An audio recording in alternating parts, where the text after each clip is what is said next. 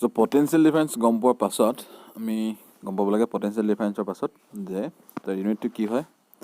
and how potential difference is related to current in the electric circuit. Okay. The potential difference আমি define কৰিছিল এনেকুৱাকে, that is defined as V is equal to work done per unit charge. So this is potential difference. It is work done per unit charge. So work done to ক'ৰ পৰা আছিলে, দুটা point আমি ধৰি লৈছিলোঁ A and B. Suppose A and B আৰু ইয়াৰ পৰা B পৰা A লৈ যদি আমি এটা চাৰ্জ ডিছপ্লেচ কৰিবলগীয়া হয়, suppose we are displacing a charge from B to A and work done during this displacement, কিমান work done কৰিছোঁ, কিমান কাৰ্য কৰিছোঁ, সেইটো হ'ল W আৰু চাৰ্জটো ধৰি লোৱা Q চাৰ্জ আছিলে, পজিটিভ চাৰ্জ.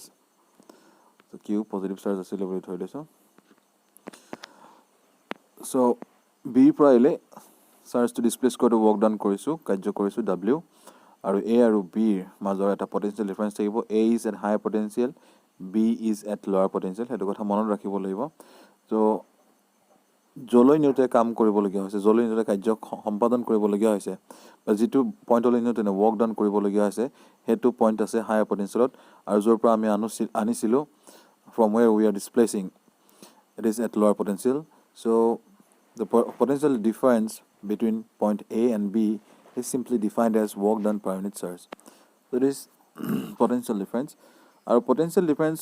তুমি চাৰ্জটো কোন ফালেদি আনিছা, কোনটো পাথ ফ'ল' কৰিছে তাৰ ওপৰত ডিপেণ্ড নকৰে. It is independent of the path followed while displacing the surge. আমি ডিছপ্লেচমেণ্টৰ কথা কৈ আছোঁ. ডিছপ্লেচমেণ্ট বুলি ক'লে আমি গম পাওঁ শ্বৰ্টেজ ডিষ্টেঞ্চ হয়. চ' আমি এই কিউ চাৰ্জটো আমি এইটো ৰাস্তা দিও এনেকৈ আনি পেলাই এইত ৰাখিব পাৰোঁ, বা কিউ চাৰ্জটো আমি বেলেগ এটা ৰাস্তাই আনি পেলাই হ'লেও এনেকৈ এইত আনিব পাৰোঁ. চ' আমি যিটো ৰাস্তা দি নানো কিয়, it does not matter. Only displacement is considered. Displacement is this. This is the smallest distance covered by the surge. ডিছপ্লেচমেণ্টৰ কথা যদি আমি অকণমান কনচেপচুৱেলি ভাবোঁ, ক্লাছ 9ত আমি গম পাইছিলোঁ ডিছপ্লেচমেণ্টটো এনেকুৱা এটা পাৰ্ট হয় যিটো একচুৱেলি ফ'ল' নকৰিবও পাৰে এটা অবজেক্টে, but it is the shortest distance between the starting point and the end point. Shortest distance between the starting point and the final point. সেইটোৱে হ'ব displacement. So this displacement does not depend on the path followed by the surge. So এপিনে আহিছে বা এপিনে আহিছে, কোনো ধৰণৰ পাথৰ ওপৰত ডিপেণ্ড নকৰে. তেতিয়াহ'লে ৱৰ্ক ডানটো কি হয়? ৱৰ্ক ডান আমি গম পাওঁ, এটা লিংক আছে ইয়াতে. That is work done. Work done is equal to force into displacement. So this is displacement. And this displacement does not depend on the path followed by the surge. So এপিনে আনিব পাৰোঁ বা এপিনে আনিব পাৰোঁ. দুটা পাথ মই দেখুৱাইছোঁ, আৰু বহুতখিনি পাথ থাকিব পাৰে এপিনে অহাৰ, বাট কোনো পাথৰ ওপৰত ডিপেণ্ড নকৰে ৱৰ্ক ডান, বিকজ ৱৰ্ক ডানত অকল লাগে, ৱৰ্ক ডানটো আমাক ফাইণ্ড আউট কৰোঁতে আমাক অকল লাগে যে ডিছপ্লেচমেণ্টৰ ভেলু, এই যিটো ৰেড লাইন তাৰ ভেলুটোহে লাগে, শ্বৰ্টেষ্ট ডিষ্টেঞ্চৰ ভেলু লাগে. এতিয়া as the work done itself is independent of the path followed by the surge,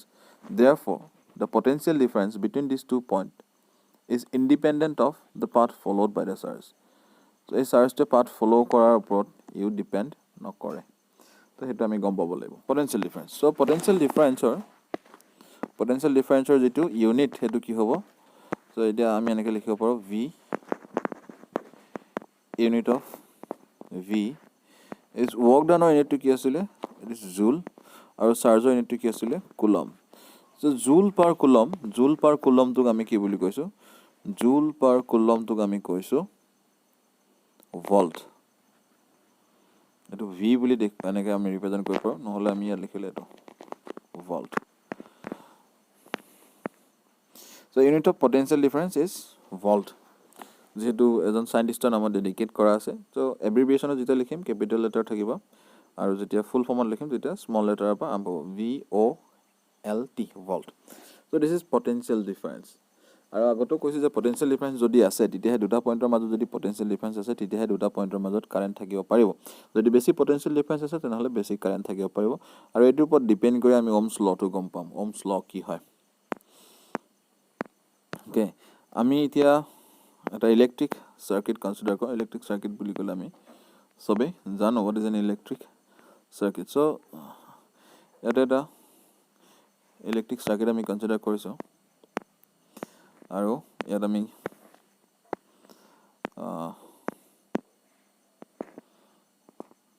এটা পটেনশিয়াল ডিফাৰেন্স বাহিৰৰ পৰা দিছোঁ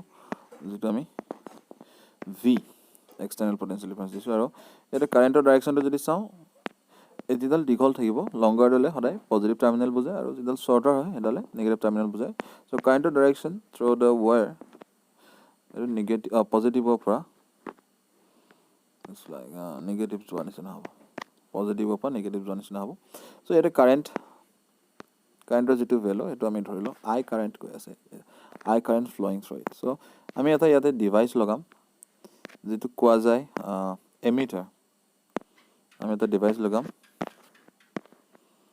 যেটো কোৱা যায় এমিটাৰ সো ইটস লাইক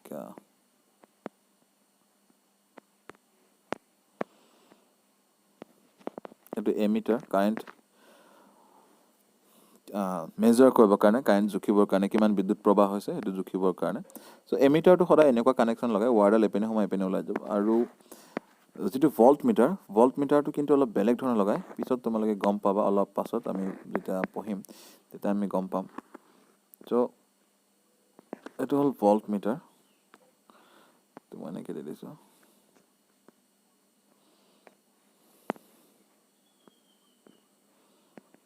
এটো হল ভল্ট মিটাৰ সো এটো হল এমিটাৰ আৰু এটো হল ভল্ট মিটাৰ সো ভল্ট মিটাৰটো ইউজ কৰে to measure potential difference between these 2 points বা সাৰ্কিটত কিমান potential difference দিয়া আছে ইলেক্ট্ৰিক সাৰ্কিটটো এটো মেজাৰ কৰিবৰ কাৰণে ভল্টমিটাৰটো ইউজ কৰে আৰু emitter is used for measuring current so emitter simply যদি মই ইয়াত কওঁ it is connected in series connection and voltmeter it is connected in parallel connection এটো সমান্তৰাল সজ্জাত থাকিব এটোৰ লগত বেটাৰীটোৰ লগত বা কোষটোৰ লগত সমান্তৰাল সজ্জাত থাকিব আৰু এমিটাৰটো কিন্তু ইয়াত কিহত থাকিব ইয়াত এই কোষটোৰ লগত শ্ৰেণীবদ্ধ সজ্জাত থাকিব এটো মনত ৰাখিবলৈ কথা কিয় হয় হেতু আমি পিছত গম পাম ওকে তো ইয়াত জৰ্জ সাইমন ওম নামৰ এজন সাইন্টিষ্টে এটা অবজাৰভেশন কৰিলে এটা তেখেতে পৰীক্ষা কৰিলে পৰীক্ষাৰ পাছত তেখেতে কি গম পালে যে এই বিদ্যুৎ প্ৰবাহ আৰু যেটো ইয়াৰ বিভৱ ভেদ ইলেক্ট্ৰিক কাৰেন্ট আৰু পটেনশিয়াল ডিফাৰেন্স ইটো হিটোৰ লগত ৰিলেটেড আমি যদি বেছিকৈ বিদ্যুৎ প্ৰবাহ পাব বিচাৰো আমি যদি বেছিকৈ ইলেক্ট্ৰিক কাৰেন্ট পাব বিচাৰো তেনেহলে আমাৰ পটেনশিয়াল ডিফাৰেন্সৰ ভ্যালুটো বেছি হৈ যাব লাগিব that means more potential difference মই আগতে কৈছো যে বজাৰ বা প্ৰথমতে কিননতেনে যেটো বেটাৰী আছিল বেটাৰীটো পটেনশিয়াল ডিফাৰেন্স প্ৰথমতে বেছি থাকে তেতিয়া বেছি আমি তাত কাৰেন্ট পাম সো আমি যিমানে পটেনশিয়াল ডিফাৰেন্স বেছি পাম সিমানে কাৰেন্ট পাম এটো আমি আগতে এটা কনসেপ্ট আমাৰ আছিল আগতে কৈছো যে পটেনশিয়াল ডিফাৰেন্স যদি থাকে দুটা পইণ্টৰ মাজত তেতিয়া হে দুটা পইণ্টৰ মাজত ইলেক্ট্ৰিক কাৰেন্ট ফ্লো হ'ব পাৰিব যদি পটেনশিয়াল ডিফাৰেন্স 0 হয় তেনেহলে কাৰেন্টটো 0 হ'ব যদি পটেনশিয়াল ডিফাৰেন্স অকমান আহে তেনেহলে কাৰেন্ট অলপ আহিব আৰু যদি পটেনশিয়াল ডিফাৰেন্স বাহি গৈ থাকে তেনেহলে কাৰেন্টৰ ভ্যালুটো বাহিব that means they are very related they are related to each other potential difference আৰু ইলেক্ট্ৰিক কাৰেন্ট জৰ্জ সাইমনে কি কৰিলে ইয়াত কাৰেন্টৰ ভ্যালুটো যেতিয়া বাহি যায় তেওঁ এটা কথা নটিস কৰিলে যে পটেনশিয়াল ডিফাৰেন্সৰ ভ্যালুটো বাহি যাব লাগিব so he simply said that the at constant temperature to jeta constant rakhibo at constant temperature the potential difference across two terminals but two ends of a wire a wire dalor duta muror major jetu bibhav bhed potential difference two terminals of a wire is directly proportional to the current flowing through the wire so potential difference ba bibhav bhed to ki hobo potential difference ba bibhav bhed to বিদ্যুৎ প্ৰবাহ বাহিলে বাহিব আৰু বিদ্যুৎ প্ৰবাহ কমিলে কমিব সমানুপাতিক মানে কি যদি ইয়াত কওঁ যে এই পটেনশিয়াল ডিফাৰেন্স টু বিদ্যুৎ প্ৰবাহৰ সমানুপাতিক তাৰ মিনিংটো কি যে বিদ্যুৎ প্ৰবাহ বাহিলে ইয়াত বিভৱ ভেদু বাহিব লাগিব যদি বিদ্যুৎ প্ৰবাহ কমা দেখিছো তেনেহলে ইয়াত বিভৱ ভেদু কমা আমি দেখিবই লাগিব সো এটো হিটো লগত ৰিলেটেড সো হে যেটো অবজাৰভেশনটো তেখেতে এডাল গ্ৰাফত তেখেতে আকি দেখুৱালে গ্ৰাফ এনেকুৱাকে এডাল গ্ৰাফ ললে গ্ৰাফত আকি দেখুৱালে এডাল বহুত ইম্পৰ্টেন্ট এডাল গ্ৰাফ হয় যাৰ নামটো IV ক্যাৰেক্টাৰিষ্টিক্স বুলি আমি ক'ব পাৰো ইয়াতে থাকে I আৰু ইয়াতে থাকে ভি এডাল এক্স এক্সিছ এডাল হ'ল ৱাই এক্সিছ আৰু এই গ্ৰাফডালৰ যিটো শ্বেপ হয় সেইটো এডাল ষ্ট্ৰেইট লাইন হয় ষ্ট্ৰেইট লাইন বা এডাল সমান সৰল ৰেখা সমান নহয় সমান্তৰাল নহয় সৰল ৰেখা এডাল সৰল ৰেখাৰ হয় তো সৰল ৰেখা কেতিয়া হয় সৰল ৰেখাৰ কথাটো যদি আমি চাওঁ সৰল ৰেখা তেতিয়াহে পাম যেতিয়া এই দুটা ৰাশি এই দুটা কোৱান্টিটি ভি আৰু আই ইটো সিটোৰ লগত সৰল ৰৈখিক সমীকৰণৰ দ্বাৰা লিনিয়াৰ ইকুৱেশ্যনৰ দ্বাৰা বান্ধ খাই থাকে লিনিয়াৰ ইকুৱেশ্যনৰ দ্বাৰা আমি এক্সপ্ৰেছ কৰিব পাৰোঁ চ' ভি বাঢ়িব আই বাঢ়িলে চ' তেনেকুৱা যদি হয় বা ভি কমিব আই কমিলে তো তেতিয়া আমি গম পাম যে V is directly proportional to I বিভৱ ভেদ বিদ্যুৎ প্ৰবাহৰ সমানুপাতিক জৰ্জ চাইমন ওমৰ যিটো ষ্টেটমেণ্ট আছিলে ষ্টেটমেণ্টটো কিতাপত আছে ষ্টেটমেণ্টটো একজেক্টলি কিতাপত থকা নিচিনাকৈ তোমালোকে পঢ়িব লাগিব পৰীক্ষাৰ কাৰণে যিটো তোমালোকে জানা যে পৰীক্ষাত নম্বৰ পাবৰ কাৰণে কিতাপত যেনেধৰণে ষ্টেটমেণ্টবোৰ থাকে তেনেকেই উক্তিবোৰ দিব লাগিব এতিয়া ওমৰ সূত্ৰটো লিখা বুলি ক'লে কিতাপত যেনেকৈ আছে তেনেকৈ লিখিলেহে পৰীক্ষাত নম্বৰ দিয়ে সেইটো আমাৰ এডুকেশ্যন ছিষ্টেমটোৱে তেনেকুৱা হয় কিন্তু বুজি পাবৰ কাৰণে কি হয় যে ভি যিটো বিভৱ ভেদ এই যিটো বিভৱ ভেদ বিদ্যুৎ প্ৰবাহৰ সমানুপাতিক অৰ্থাৎ বিদ্যুৎ প্ৰবাহ বাঢ়িলে বিভৱ ভেদ বাঢ়িব আৰু সেইটোক আমি এটা গাণিতিক ভাষাৰে লিখিব পাৰোঁ সেইটো আমি এনেকৈ লিখিব পাৰোঁ যে V is proportional to I V বিদ্যুৎ প্ৰবাহৰ সমানুপাতিক আৰু যেতিয়া এই সমানুপাতিক এই যিটো আমি দেখিছোঁ এই চিম্বলটোক কয় সমানুপাতিক চিম্বল আমি ক'ব পাৰোঁ এইটো প্ৰপৰ্চনেল চিন আমি ক'ব পাৰোঁ আৰু এইটোক আমি ইকুৱেল বা সমান চিন এডালৰ জৰিয়তে আমি ৰিপ্লেচ কৰিব পাৰোঁ কিন্তু তেতিয়া আমাক এটা ধ্ৰুৱক দৰকাৰ হ'ব য'ত ভি এইটোক ৰিপ্লেচ কৰিলোঁ ইকুৱেল চিন দি আৰু লগত ৰিপ্লেচ কৰাৰ পিছত ইয়াতে আহিলে এটা নতুন ধ্ৰুৱক আমি ইয়াত দিব লাগিব আৰ চ' এই যিটো ধ্ৰুৱক এই ধ্ৰুৱকটোৰ